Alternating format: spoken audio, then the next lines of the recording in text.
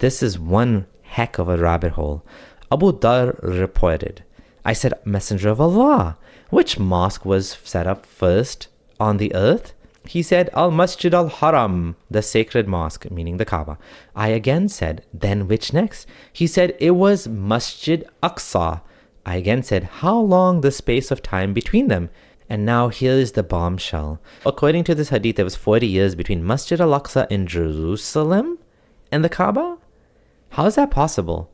The actual Masjid al-Aqsa itself was built by Caliph Omar and then rebuilt by later caliphs after.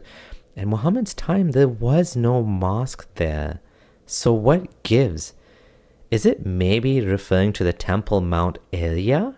We are talking about a temple that was created a whole 1,000 to 1,600 years before Muhammad.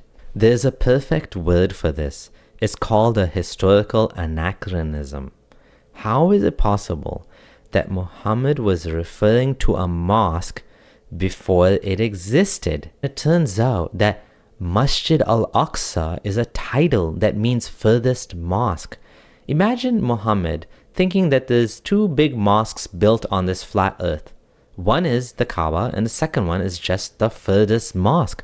The Quran doesn't mention Jerusalem or any other landmark, just this vague Al-Aqsa. So how did Muslims begin to associate Al-Aqsa with Jerusalem? Look at the timeline.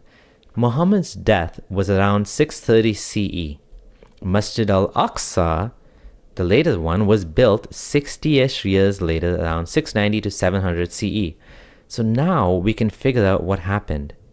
The Umayyads wanted to claim Jerusalem, so they decided to give the temple they built the name Masjid al-Aqsa. Clever. This now makes this Christian-Jewish area a Muslim area.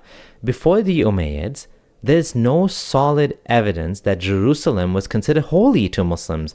Scholars like Oleg Grabar, Fred Donner, and Patricia Crone argue that the early Islamic holiness of Jerusalem was manufactured for political consolidation, not revealed tradition. This is actually a huge revelation, because if you think about the implications of this, it means Palestine is not really holy.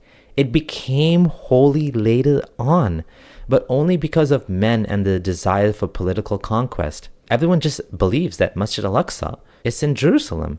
This is a bombshell. It shows us that religion continues to evolve, that Muhammad's Islam and today's Islam are different, that the Muslims of today that are all blindly pro-Palestine because of theology, there's no evidence for any of that.